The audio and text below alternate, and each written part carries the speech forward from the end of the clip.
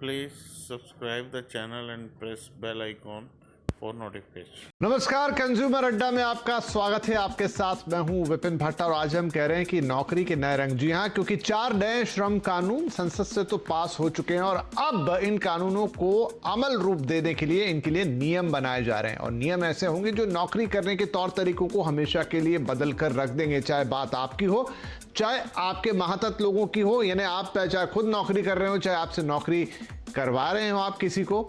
मसलन अब अगर आप कहीं काम करते हैं तो हो सकता है आपको 4 डेज अ वीक मिलने लग जाए, यानी कि 4 दिन काम बाकी 3 दिन छुट्टी, और आपके घर में कोई मेड आ रही है, कोई ड्राइवर आ रहा है, तो उसका पीएफ अकाउंट तक आपको मैनेज करना पड़ सकता है। तो इस तरीके के कुछ नए नियम आ रहे हैं और ये contract labour, fix term labour से लेकर बड़ी नौकरियों तक सब पर लागू होंगे। और जैसा हमने कहा कि बहुत बड़े बदलाव देखने को मिल सकते हैं, काम करने के तौर तरीके, काम करवाने के तौर तरीके तक यहां बदल सकते हैं। तो आज इन्हीं पर होगी चर्चा कि किस तरीके से बदल जाएगा नौकरी करने का तरीका। और यह भी आपको बता दें कि अप्रैल तक इस साल में ये नए नियम आने की हम उम्मीद कर रहे हैं। और आज कुछ खास मेहमानों को हमने बुलाया है। चर्चा में हमारे साथ शामिल हो रहे हैं टीम लीज के चेयरमैन मनीष सब्रवाल साहब, साथ ही शामिल होंगे पूर्व लेबर सेक्रेटरी शंकर अग्रवाल जी, और जुड़ चुके हैं ग्लोबल हंट के एमडी सुनील गोयल साहब। आप सभी का बहुत बहुत स्वागत है। तो मनीष जी, आपसे शुरुआत करता हूं कि ये जो नए रिफॉर्म कह लें, एक तरीके से तमाम लॉज में बदलाव की तैयारी है, तो जो बातें मैंने अभी कही है, जितना अभी हम पढ़ रहे हैं, क्या ये सब संभव होगा? मतलब सबसे पहला सवाल तो मेरा यही होगा कि क्या 4 डेज अ वीक भारत में पॉसिबल है? तो अब जितना लेबर रिफॉर्म है उसमें 4 डे वीक तो बहुत कम, मतलब बहुत छोटी चीज है। 4, 5 या 6 डेज मियाँ बीबी राजी तो क्या करे काजी। जो एम्प्लॉयर और एम्प्लॉई के जितने दिन काम करना हो, जितने घंटे काम करना हो, वो उन्हीं को छोड़ना चाहिए। इसलिए ये लेबर लॉ चेंज तो बहुत ओवरड्यू था। लेकिन सबसे बड़ा रिफॉर्म तो 40 से ज्यादा लेबर लॉज, 4 लेबर कोड बन चुके हैं। पिछले 30 साल में चाइना ने 30 करोड़ जॉब्स क्रिएट किए हैं मैन्युफैक्चरिंग में। इंडिया की सिर्फ 11% लेबर फोर्स मैन्युफैक्चरिंग में फंसी हुई है। 45% या 40% लेबर फोर्स अभी फार्म्स पे फंसी हुई है। तो बिना इस लेबर रिफॉर्म के जो जॉब क्रिएशन इंडिया को चाहिए था, जो डेमोग्राफिक डिविडेंड की बात करते थे हम लोग, बहुत से रिफॉर्म होने हैं। फाइनेंशियल रिफॉर्म होना है, सिटी का रिफॉर्म्स होना है, हेल्थ का रिफॉर्म, एजुकेशन। लेकिन लेबर रिफॉर्म बहुत इंपॉर्टेंट था, बहुत ओवरड्यू था, और जो हो रहा है उससे शायद नौकरियां काफी बढ़ेंगी।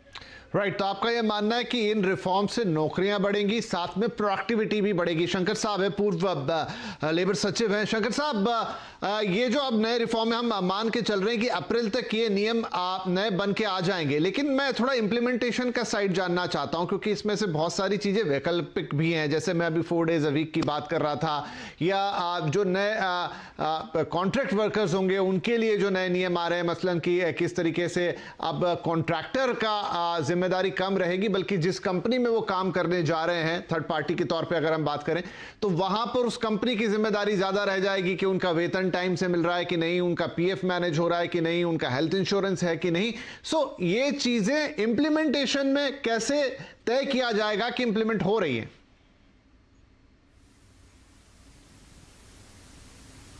शंकर साहब, आप मुझसे पूछें। जी जी जी जी।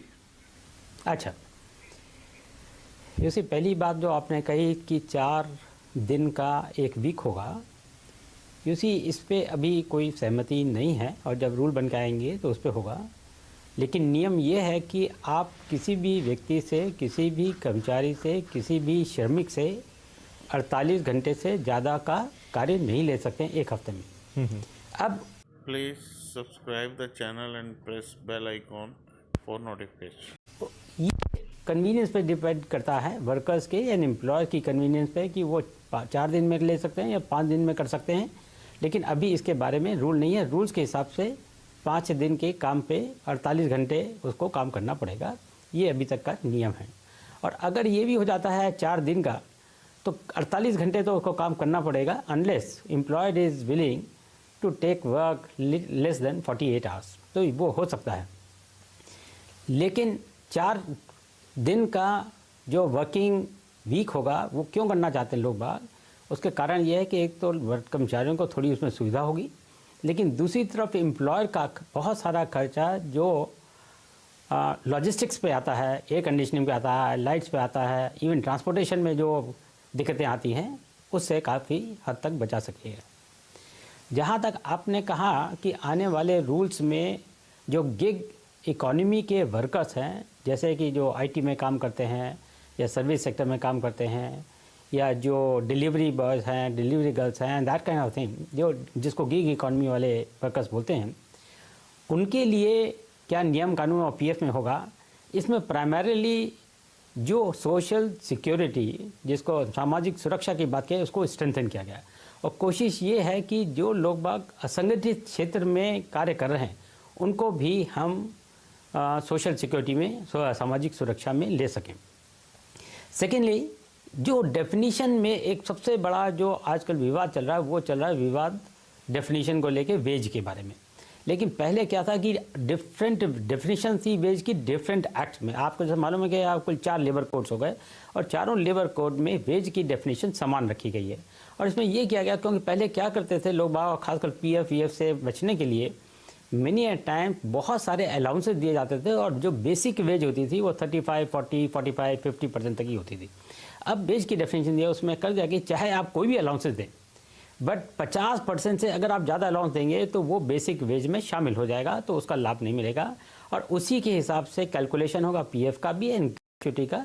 उसकी वजह से हो सकता है एम्प्लॉयज़ को थोड़ा नुकसान हो, बट उससे निश्चित रूप से एक समानता आएगी और जो कन्फ्यूजन था और बहुत ज़्यादा करप्शन होता था केवल इसी की वजह से, वो काफ़ी ख़त्म हो जाएगा। नहीं, बढ़िया आपने एक्सप्लेन किया। कुछ और सवाल इस पर बनते हैं, उसके लिए मैं आपके पास आऊंगा, लेकिन मैं फिलहाल सुनील गोयल साहब के पास जा रहा हूं क्योंकि वो 4 डेज अ वीक वाली चीज के लिए काफी सारे सवाल हमारे पास सोशल मीडिया पे लगातार आ रहे हैं। तो सुनील साहब, क्या जैसे यहाँ शंकर साहब ने समझाया भी कि 4 डेज तो हो जाएगा, लेकिन वो 48 आवर वाली चीज भी रहेगी, तो उसमें एक क्लॉज ये भी कि 12 घंटे आपको काम करना होगा हर दिन।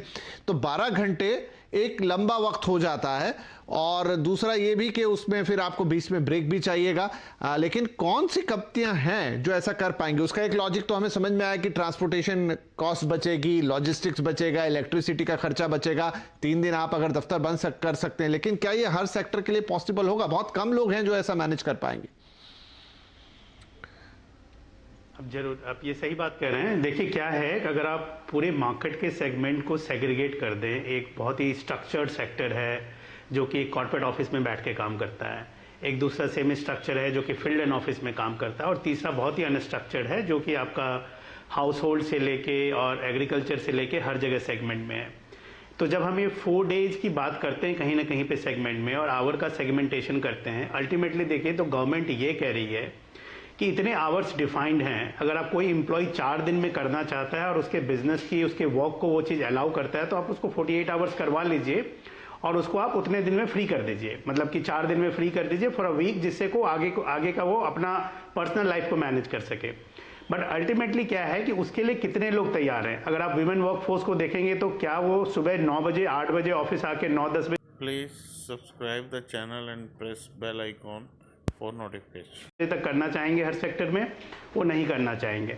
तो अल्टीमेटली गवर्नमेंट की तरफ से अगर जो मेरा इंटरप्रिटेशन है वो ये है कि टोटल वर्किंग आवर को रिड्यूस नहीं करके फ्लेक्सिबिलिटी टू एन इंडिविजुअल को दे दी गई है कि कंपनी को बोल रही है आप इतने आवर्स डिफाइन करें और इंडिविजुअल को डिसाइड करने दे, अगर उसका वर्क प्रोफाइल, आपका बिजनेस और हर चीज इंटीग्रेट होता है तो वो उस चीज को वो 5 दिन में करना चाहे या 4 दिन में करना चाहे। या कुछ कंपनी बोले कि ठीक है आप ऐसा कीजिए 6-6, 7-7 घंटे करके, अगर कोई किसी दिन किसी ने 11 कर लिए और किसी दिन किसी ने 7 कर लिए, तो क्या ऐसी फ्लेक्सिबिलिटी हो सकती है? क्या आपके पास ऐसे सिस्टम्स हैं?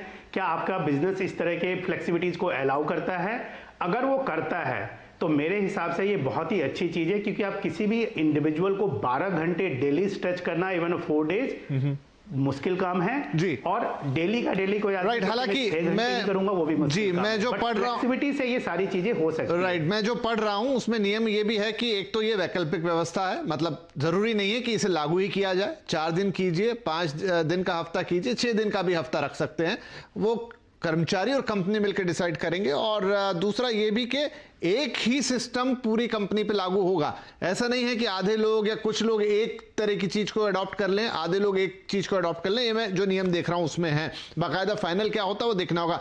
सब्रवाल साहब, ये तो कर्मचारी के लेवल की बात हुई, लेकिन ये नए लेबर लॉज या नए नियम जो है वहां तक जाते हैं कि आपके घर में कोई मेड आ रही है या इवन आपने एक ड्राइवर हायर किया है, तो अब उनके पीएफ अकाउंट, उनका हेल्थ इंश्योरेंस, इन चीजों का ख्याल भी आपको करना होगा। ऐसा नहीं कि आपने उन्हें महीने के महीने पगार दे दी और नमस्ते। अब वहां पर भी सोशल सिक्योरिटी आने वाली है, वो किस तरीके से डिफाइन होगी, अगर आप हमें बता पाए।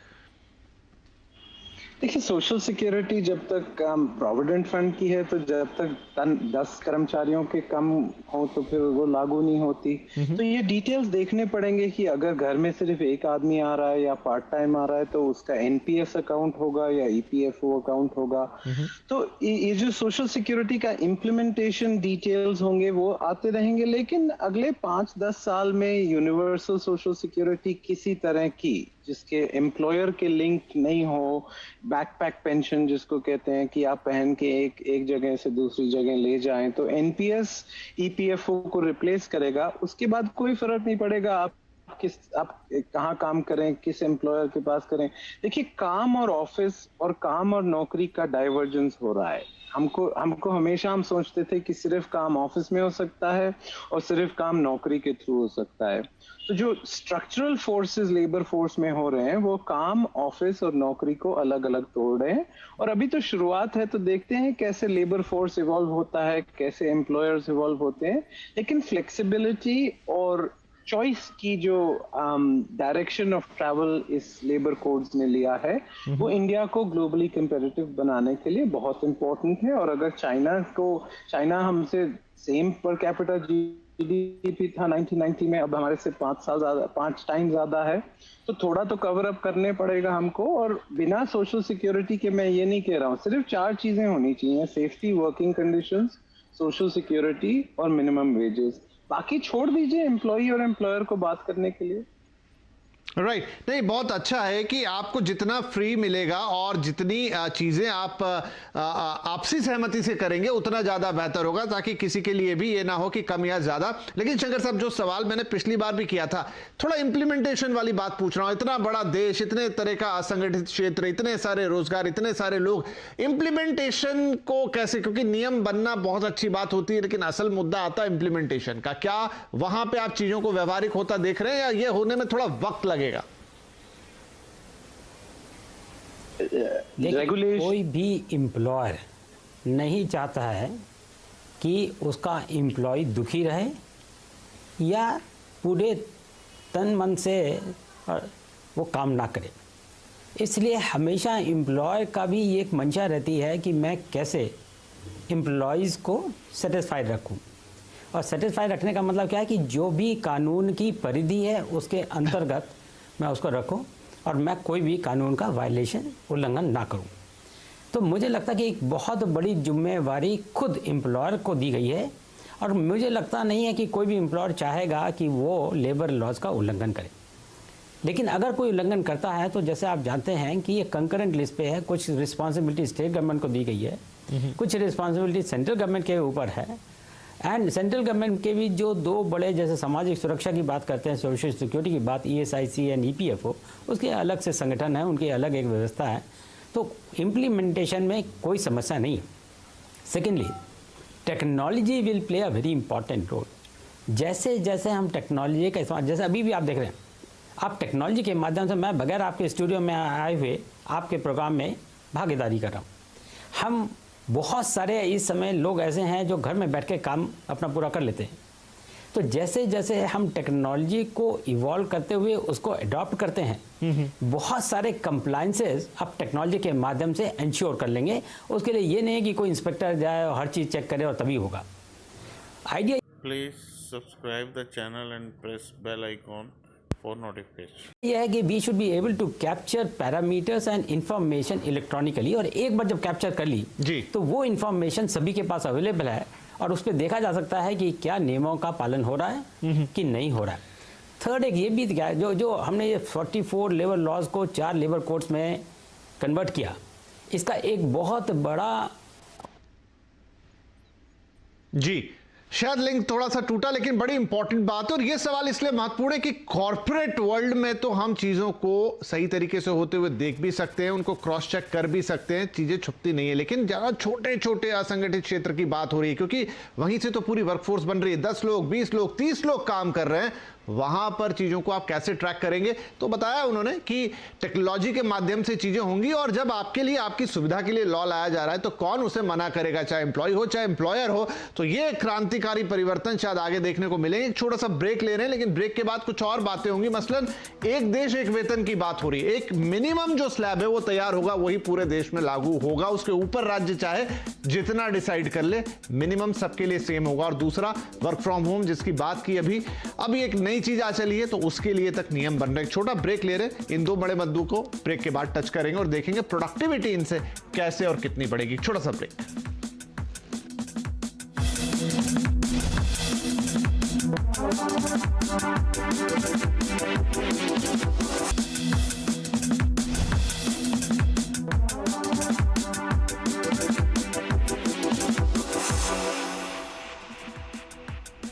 Welcome back. तो कंज्यूमर अड्डा में बात हो रही है नए लेबर रिफॉर्म्स की, नए नौकरी के नए रंग्स की बात हो रही है। क्विकली अब आप लोगों से कुछ जवाब चाहूंगा। तो यहाँ पर सुनील साहब, जो मैं कह रहा था कि वर्क फ्रॉम होम एक नई चीज है, अब उसके लिए भी यहाँ पर नए नियम आ रहे हैं। मसलन आपके क्या कंपनसेशन आपको देना है, आप अलाउंसेस जो पहले दे रहे थे अब उनके तौर तरीके बदल जाएंगे।